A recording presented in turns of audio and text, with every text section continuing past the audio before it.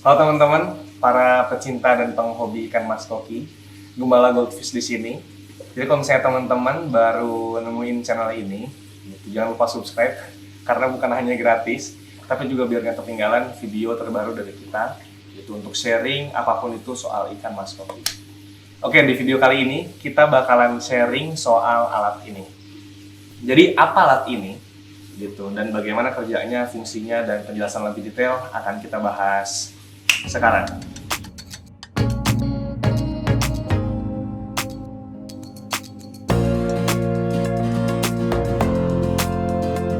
Jadi ini namanya aerator, terus ini selang aerator, dan ini airstone atau batu aerasi.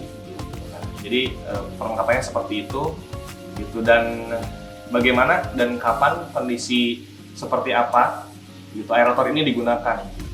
Jadi aerator ini fungsinya adalah untuk meningkatkan oksigen terlarut di dalam tank ataupun di akuarium kita. Kondisi misal ikan-ikannya banyak gitu ya, dan juga pasokan oksigen itu berkurang, baru kita pakaiin aerator. Dan apakah wajib atau enggak sih pakai aerator ini? Gitu. Nah juga kegunaannya itu ketika kondisi suhu itu panas. Jadi kayak gini, oksigen terlarut itu sebenarnya ada titik jenuh, gitu, ada titik jenuhnya. Dan titik jenuh itu yang paling rendah itu adalah ketika suhu panas. Jadi gitu. Nah sederhananya ketika suhu panas itu, nah titik jenuhnya tuh, titik jenuh si oksigen terlarut itu tuh rendah gitu. Jadi segimana banyak, segimana bagus, segimana powerfulnya aerator kita, ketika mencapai titik jenuh tidak akan bertambah si oksigen terlarut di dalam air. Kayak gitu. Makanya bagusnya seperti apa? Nah, ketika suhu air itu dingin.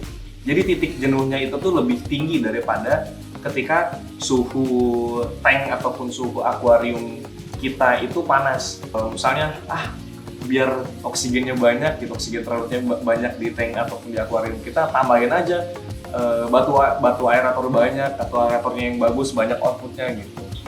Sebetulnya enggak juga gitu, karena oksigen terlarut itu juga ada titik jenuhnya gitu yang tadi sudah kita bahas.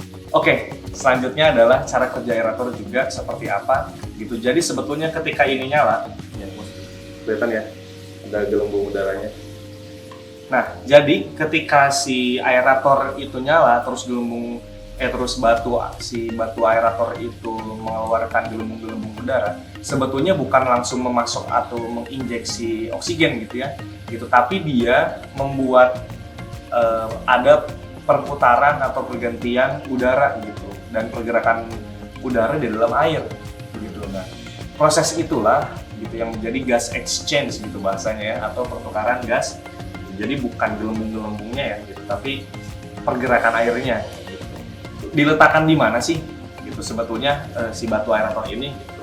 Karena biasanya atau pada umumnya itu diletakkan hanya cukup di hanya cukup di tank. Memang itu betul, tidak ada salahnya juga gitu. Tapi ada juga tips lainnya, yaitu si batu aerator ini itu dipasang di chamber ataupun di tempat media filter biologis kita.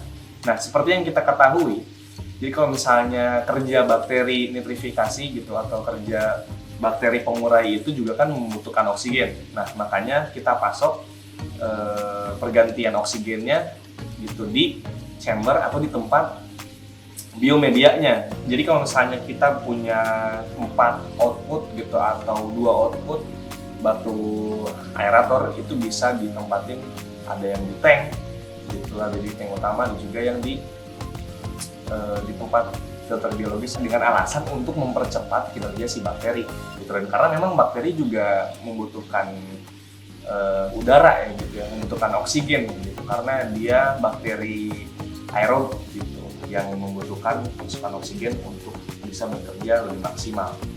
Kita cari celah gitu ya, misalkan kita cari celah. Pertama, kalau misalnya kita ingin memaksimalkan kinerja si bakteri pengurai, ya kasih aerator gitu. Berarti pakai aerator. Tapi kalau misalnya ketika kita paham soal pergerakan udara di dalam air, itu bisa kita temukan celahnya sebetulnya.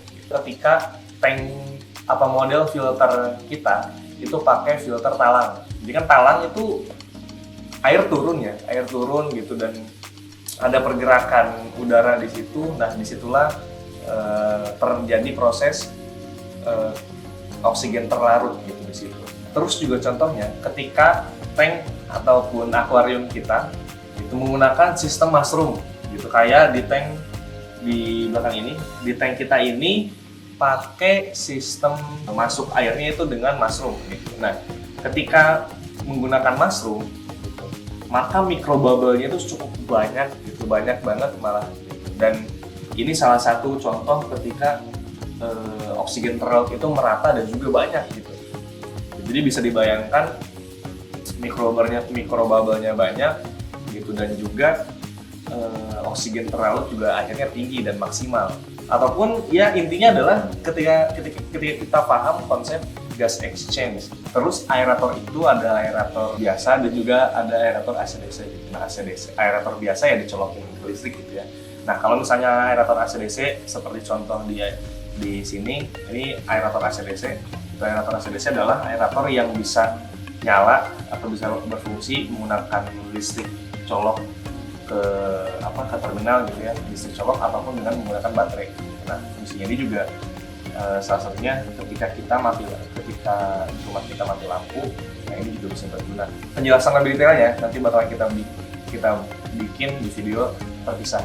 Oke, segitu aja buat video kali ini. Jadi kalau misalnya ada kritik ataupun saran, bisa tulis di kolom komentar. Sampai jumpa di video selanjutnya, dan salam buncit.